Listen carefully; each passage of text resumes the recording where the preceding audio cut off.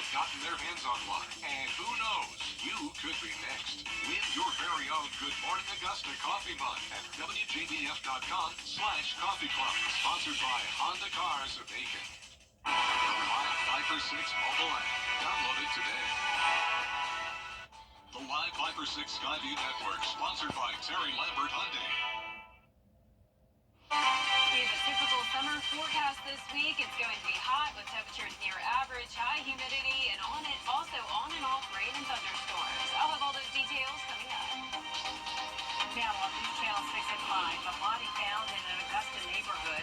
What one person living in the area had to say. Plus heavy rain in Columbia County. How leaders are handling flooding issues in the Windmill Plantation neighborhood. And a crackdown on cell phones in Georgia classrooms. Why some want a total ban. As your News at 5 starts now. Live from Television Park, this is WJBF News Channel 6 at 5.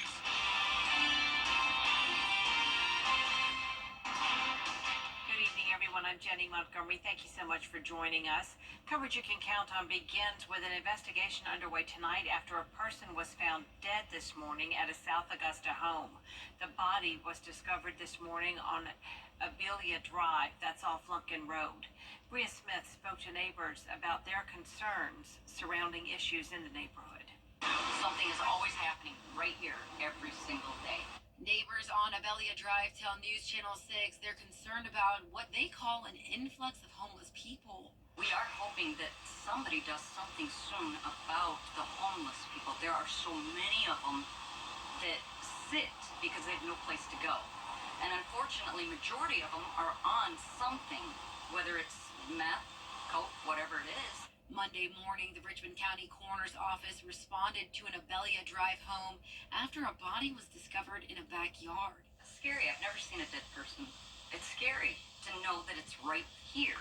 The sheriff's office is investigating the incident. This neighbor, who did not want to be identified, says an incident like this was bound to happen because of the increase in drug use they've seen on their street. We're waiting for somebody, I hate to say it, but to pass because of the meth that goes on in there. We've already had kids see meth pipes. We've already had kids see guns on the ground because it's left there because the other people forget that it's there when they're doing their drugs. We've had so many kids ask us why, and we don't have answers. She says something has to be done. It's time that the police stop here. Just fly by, drive by, whatever you got to do, just do it. But show up so that people know that you're here so that we're safe. Investigators have not released any information, but they say the investigation is ongoing. In Augusta, Bria Smith, WJBF, News Channel 6. Richmond County Coroner Mark Bowen says the body has not yet been identified and will be taken to Atlanta for an autopsy to determine the exact cause of death. Time now for a first look at the weather. For that, we'll turn to meteorologist Jenna Petracci. Jenna? Well, we had a very active weekend, Jenny. We had a lot of rain, flooding, and also some strong storms. And now it's a completely opposite situation. It is dry all across the CSRA. A few spotty showers trying to develop here and there in Allendale and Screven County. But overall, it's kind of like a force field around us with showers and storms out to our east and more rain out to our west. But overall, tonight will be mostly dry. We do have a lot of activity out to the west of us. Of course, there's Tropical Storm Beryl, which is impacting Texas and Louisiana with a lot of tornado warnings, torrential rain, flooding, and also a cold front to the north of Beryl, and that will help steer it up towards the northeast, and eventually that cold front will be moving into our area later on this week. Right now on our Terry Lambert Hyundai Skyview cam, pretty cloudy outside on our Waynesboro camera. You can see temperatures are anywhere from the upper 80s to low 90s, 90 exactly in Augusta, 91 in Louisville, 92 in Millen, Barnwell at 93, Wrightsville at 89, and 90 as well in Edgefield. Although the temperatures are lower today, the heat index is not. It is still feeling like around 100 to 106 degrees, even 108 as that heat index down in Sylvania. And over the next few hours, we still have a heat advisory in effect for our western counties here with that heat index up to 106. Now remember, our western counties just have a lower criteria, so that's why they're the only places under that heat advisory. Dew points high for everyone, mid to upper 70s. Plenty moisture around. out. But overall, as I mentioned, it will stay dry tonight with the exception of a spotty shower or two. 86 by 8 o'clock tonight, and some rain chances over the next few days, but only around 30 to 40%, with temperatures near average. Coming up, I'll have a look at that full 10-day forecast, but back to you, Jenny. All right, thank you, Jenna. Columbia County leaders are responding to the flash flooding that happened over the weekend, especially in the Windmill Plantation neighborhood in Evans.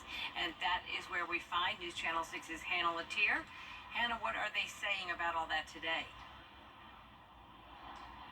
Jenny, the county's engineering services director says they were not prepared for the storm that quickly brought heavy rain throughout the CSRA this past weekend, causing major flooding in areas along William Few Parkway and Windmill Parkway. We weren't preparing for a storm of this magnitude. Nobody does, nobody really can. Now, if there would have been weather alerts, severe thunderstorm expected, sure, but this popped up pretty quickly. Titus says some parts of the county saw 8 inches of rain in a short amount of time, and early estimates show it being a 100 to 200 year storm event.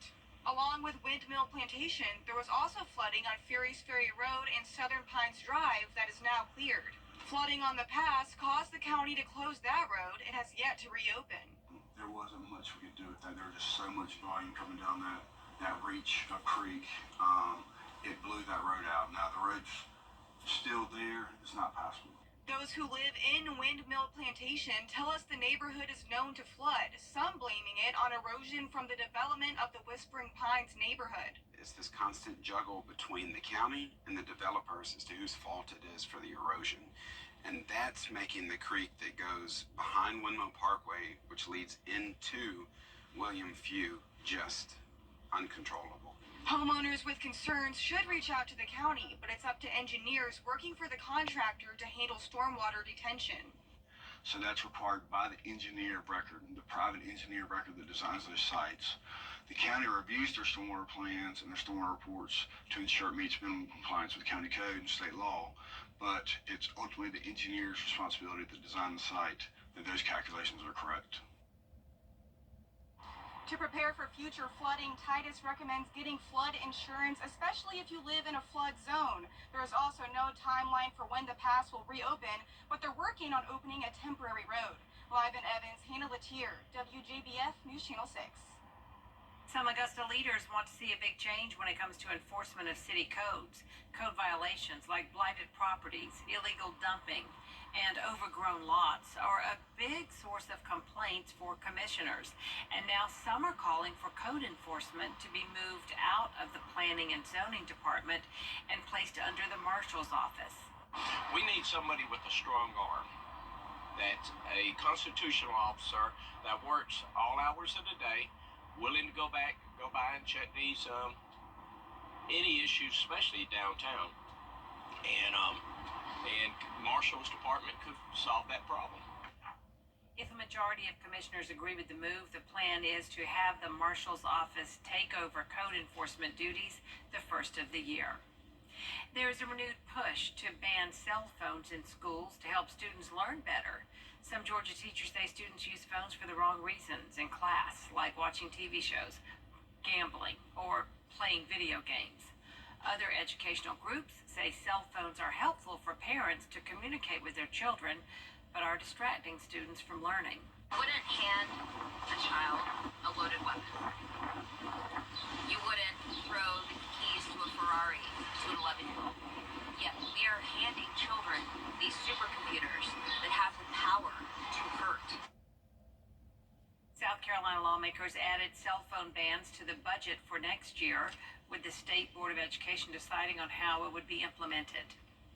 He's credited with saving and repopulating wild turkeys in North America.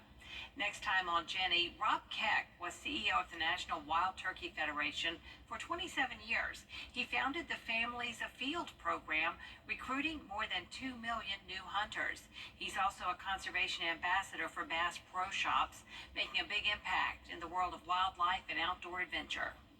We've got so many Americans that have made such an impact on us, that were hunters, they were anglers, and they were ones that had a feel for the land.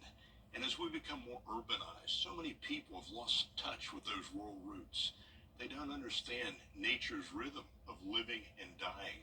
And, I look at so many celebrities that are out there today that are carrying this great, great news of what the outdoors has to offer. There's something there for everybody. Just watching wildlife in your backyard or fishing along the Savannah River, there's something there for everybody to enjoy.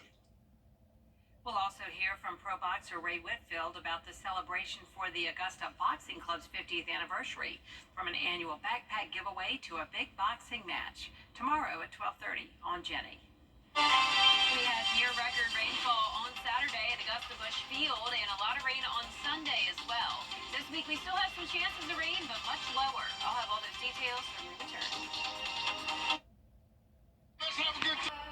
Get the latest from News Channel 6 delivered right to your inbox with the latest headlines from South Carolina, Georgia, and the entire CSRA. Sign up for newsletters today at WJBF.com. Sponsored by Alpha Insurance. A South Carolina woman is searching for her stolen car, but she says she lost something even more precious when it was taken. Here's Scarlett Lizjack. A crime Angel Godfrey never expected happened right outside her front door. I never thought it would be me. Never.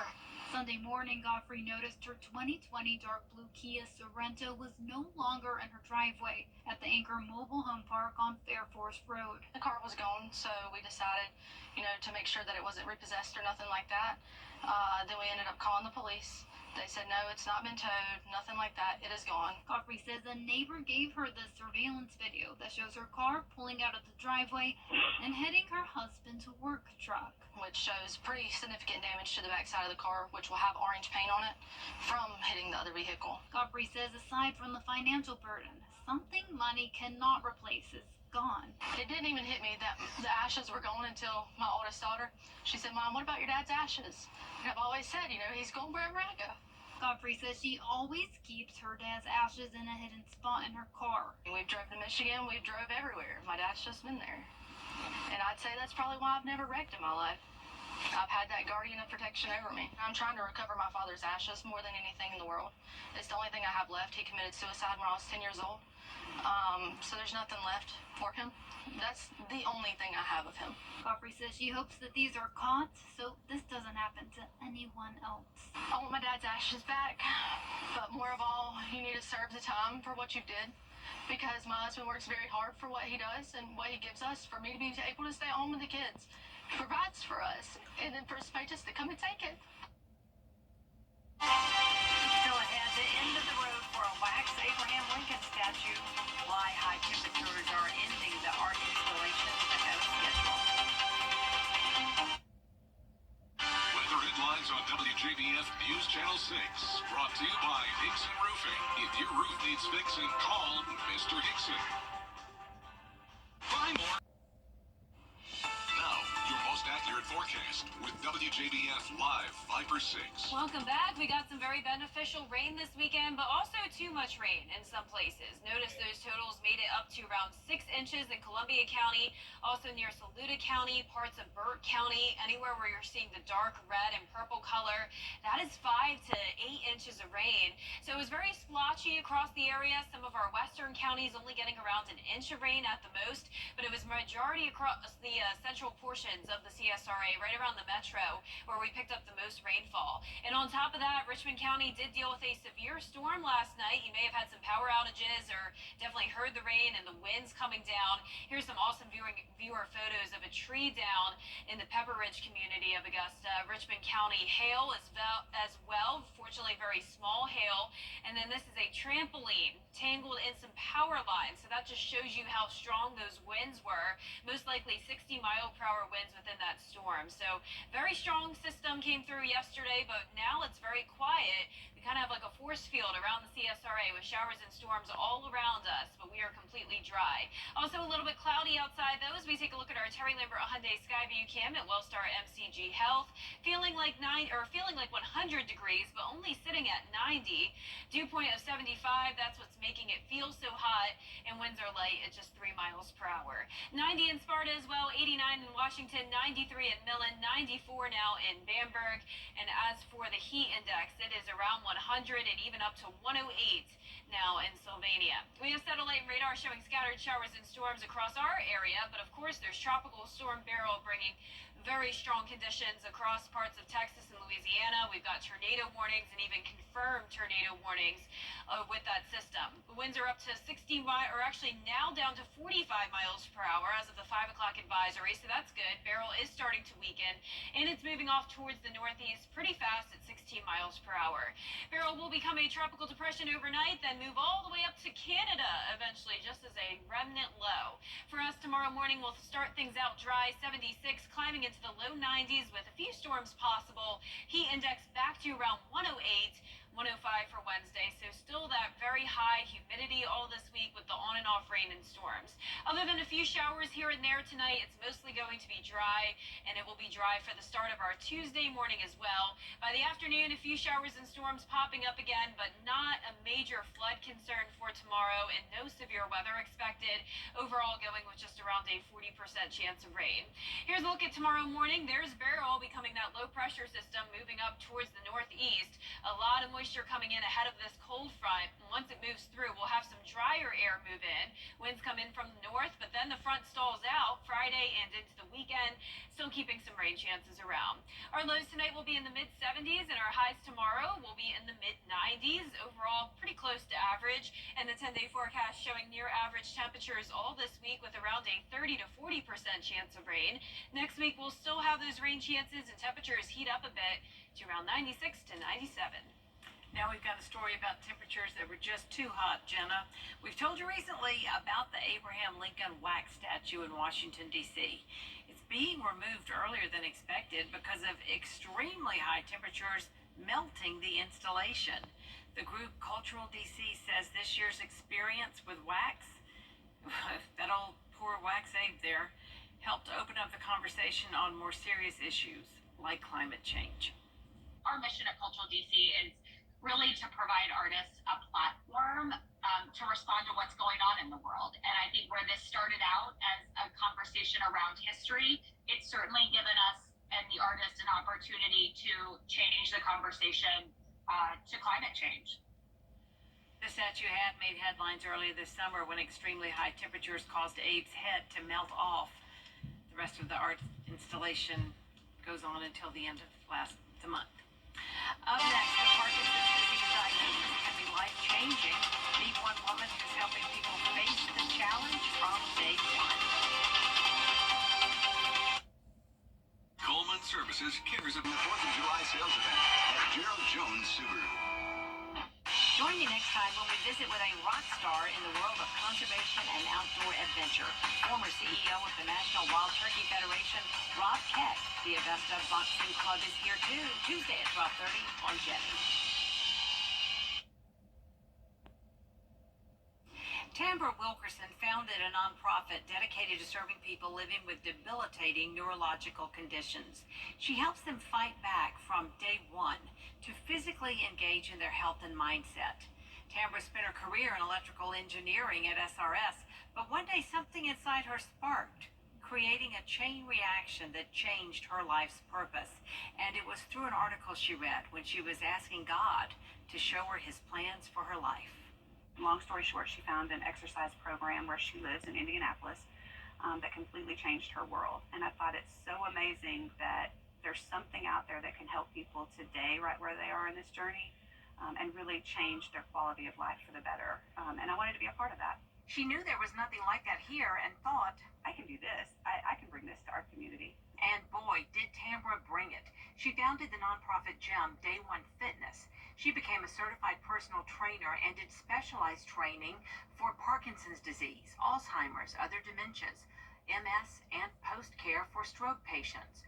The purpose behind the programs at Day One is using high-intensity exercises to help slow the progression of degenerative diseases. Our goal in the future is that people are coming to us the day that they're diagnosed so that we can help them on their journey and try to slow that progression. Danielle Williams is the executive director. I came into the doors not knowing what to expect, and when you see everybody putting their heart into their health, into their history and their journey, you can't help but to feel this like immense calling to do something like this and to like want to be a part of the good. What is part of the good to you? Part of the good is knowing that you are providing services that people can't get just anywhere, or they may be able to get similar services, but there's a community here. Everybody becomes family. Day One Fitness gets referrals from physical therapy offices, neurologists, and word of mouth, and they work closely with the Movement and Memory Disorders Clinic at Augusta University. In fact, one of the doctors there is on our board. We try to send over our assessment data so that the doctors can see, what impact our programs are having on folks. Do you know someone who deserves the Giving Your Best award? If so, nominate them on our Giving Your Best Facebook page or on our website, WJBF.com.